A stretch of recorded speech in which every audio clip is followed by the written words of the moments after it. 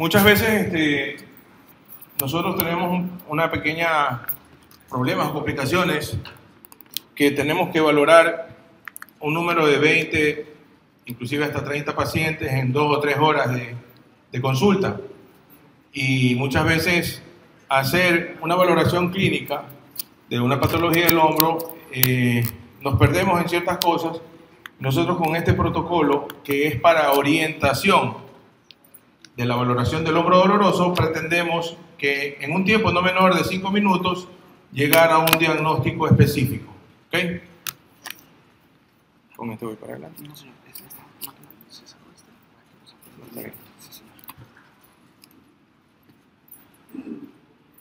Es conocido que dentro del algoritmo del hombro doloroso, si hacemos una anamnesis, examen objetivo, test clínico, llegamos al diagnóstico. Siempre con exámenes complementarios y obviamente dándole el tiempo necesario para poder hacer una buena anamnesis, datos importantes como la edad, profesión, estilo de vida, patologías, traumas, microtraumas, y estos dos acrónimos SAT y CAT, SAT sin antecedente traumático y CAT con antecedente traumático, ya nos van ubicando dentro de lo que puede suceder dentro de la valoración del hombro. Y hacemos dos grupos grandes dentro del hombro doloroso. El uno es el hombro inestable y el otro es la patología del manguito rotador. Y solamente ya con el grupo etario puedo identificar estas dos grandes patologías. Si yo tengo un chico, un joven, pienso más en inestabilidad, y si tengo una persona mayor, más en patología de manguito. Yo creo que si nosotros ponemos un diagnóstico orientado a eso, en medicina no esto es absoluto, pero pensamos que es un poco errado pensar en estas consideraciones dependiendo de la edad. Así nace el proyecto Cristal. Generalmente tengo una idea, pero en la realidad se me presentan una gran cantidad de complicaciones. Y el proyecto Cristal indica toda esta serie de listas en las cuales están ustedes viendo aquí parte del protocolo RAP-YASRI. ¿Pero qué es RAP-YASRI? Es un acrónimo que significa rango activo pasivo, JAS, las 3 valoraciones clínicas que nos permiten a nosotros orientarnos a la patología del manguito, job, admiración, speed, y rotación interna y externa. Pensamos que nosotros haciendo estos tests prácticamente llegamos a un diagnóstico del hombro doloroso. Obviamente esto no es un score como el Constant, no es un manual para poder valorar los resultados. Simplemente es una orientación diagnóstica. Y con el rango activo y pasivo valoramos flexión, rotación interna y rotación externa. Nuestras respuestas pueden ser completa, incompleta y también un slash que también me implica lo doloroso que tengo que incrementarlo a mi resultado. Dentro de la valoración del rango siempre tengo que hacer activa y o pasiva. Pero si es que tengo rango de movimiento completo en todo esto, prácticamente el resultado es normal y no tengo que hacer movilidad pasiva. Si tengo una movilidad activa y pasiva limitada y dolorosa, en todos los rangos de movimiento me puedo orientar ya en una capsulitis adhesiva sin llegar a la segunda parte del examen. Entonces esto prácticamente solamente con el rango de movimiento ya me oriento a una patología. Dentro de las recomendaciones siempre tomar en cuenta que la palma de la mano debe estar hacia el cenit y el codo en extensión, porque muchas veces nuestros pacientes, por querer tener un mejor resultado, nos hacen una pequeña trampa y para tratar de llegar a un rango completo flexionan el codo y nosotros podemos ver a la final un rango de movimiento completo, pero la realidad es esta, miren, con el codo en extensión. Hemos tratado de ponerle colores a nuestro rango de movimiento y ustedes saben que los colores que todo el mundo conoce son los colores del semáforo. Verde, amarillo y rojo, no es necesario ponerle qué es lo que significa, todos lo sabemos. Y justamente hemos determinado el rango de movimiento de 180 lo hemos partido por la mitad y hemos hecho un 90 negativo y un 90 positivo, porque consideramos que es más fácil medir 0,90 que 0,180. Los problemas son cuando pasas los 90 grados, entre 135 y 145, viene la pelea. No, tiene 135, no, el otro dice 145.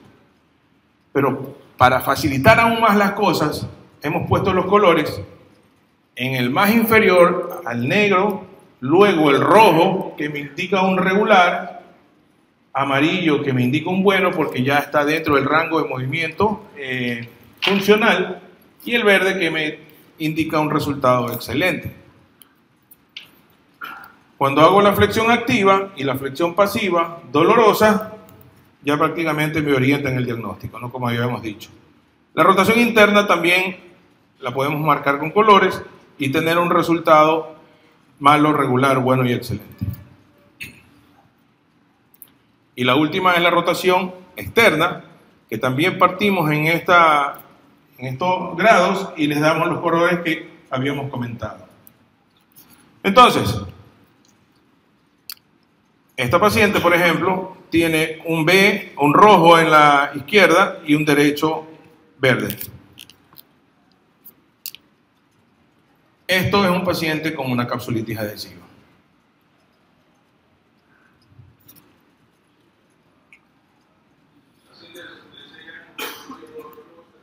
Este es un paciente de 65 años que consulta por hombro izquierdo doloroso de 4 meses de evolución, sin antecedente traumático. En el momento que le hago la elevación anterior, miren ustedes, el derecho sube todo, pero el izquierdo se me queda aquí, en el límite, en 45 grados positivo. Una vez que tengo una limitación del rango de movimiento activo, paso a valorar el pasivo y veo que se me queda a la misma rango de movimiento, 45 grados. Entonces el paciente tiene un resultado de un hombro izquierdo limitado y doloroso, tanto en activo como en pasivo. La rotación interna, para mí esto es el signo patognomónico de la capsulitis adhesiva. Miren ustedes, llega mano al glúteo y cuando trato de levantar pasivamente, me frena la maniobra por el dolor. La rotación externa, miren cómo compensa en este momento, trata de inclinarse para llegar a un mayor rango de movimiento. Esto debemos corregirlo. Y justamente en este momento hago y vemos la limitación más o menos a 15 grados.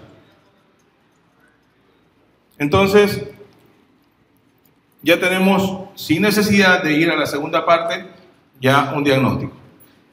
El RAP significa, ya saben, rango activo y pasivo. También me puede orientar si es que la activa es limitada y la pasiva completa, en un síndrome de manguito rotador. En flexión, compromiso del supraespinoso.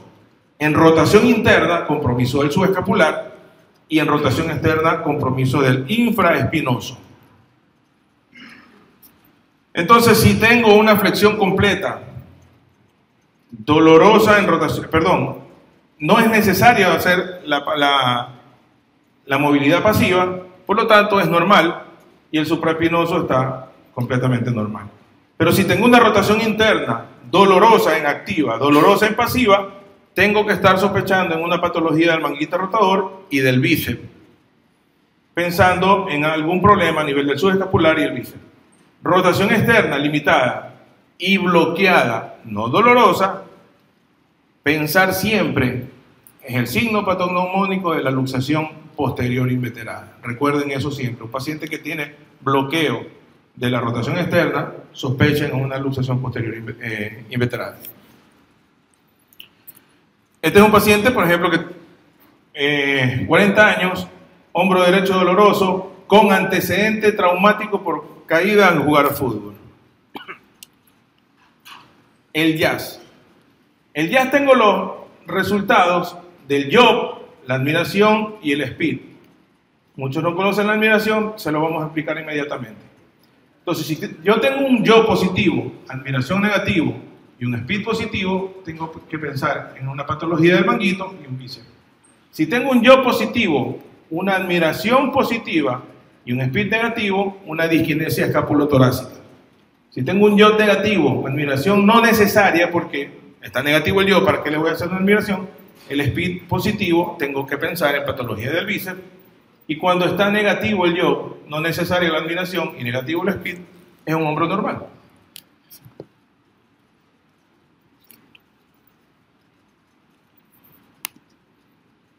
Entonces, viene la última parte, que es el RIE. El RIE es el acrónimo de rotación interna y externa.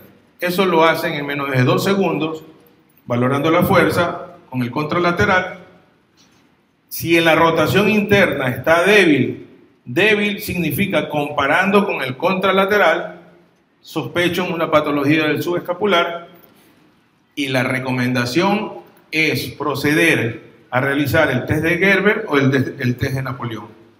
Y si tengo una rotación externa débil, tengo un compromiso del infraespinoso y del redondo menor, y tengo que realizar estos estudios, que es el test de Ernst, External Rotation Lag Sign, o el PATE.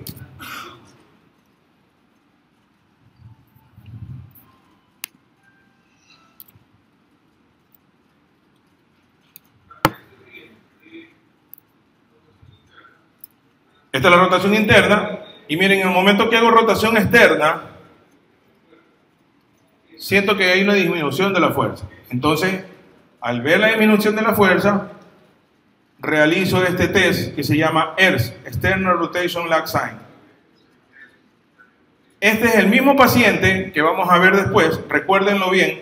Mire, como él puede mantener la rotación externa en su puesto. Hacemos el PATE y hay fuerza. Este paciente hace mucho ejercicio, realiza CrossFit, pero estas son las imágenes en rayos X. Recuerden la primera diapositiva, nunca pasar a la resonancia magnética sin antes haber solicitado radiografías. En este caso siempre debemos pedir AP verdaderas, porque la AP verdadera me permite a mí valorar la articulación y el espacio glenumeral. Ya es notorio, este es el arco que nosotros le llamábamos el arco de Shenton, pero fue Sunan Krisman que describe en prótesis cuando esto se cambia, se eleva, como el arco gótico.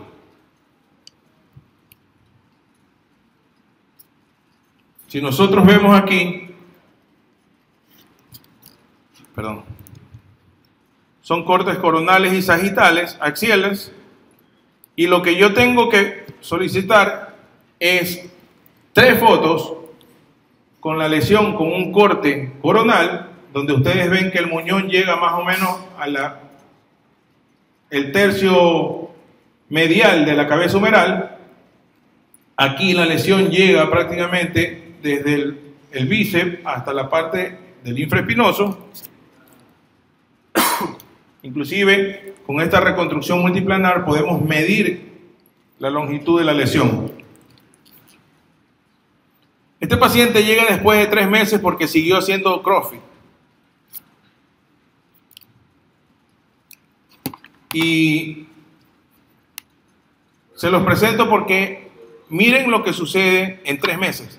Nosotros decíamos que 3 meses es el tiempo necesario para poder valorar una patología y que los resultados no iban a variar mucho en 3 meses.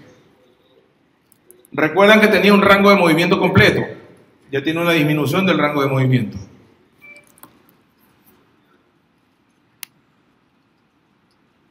La rotación interna también está dolorosa.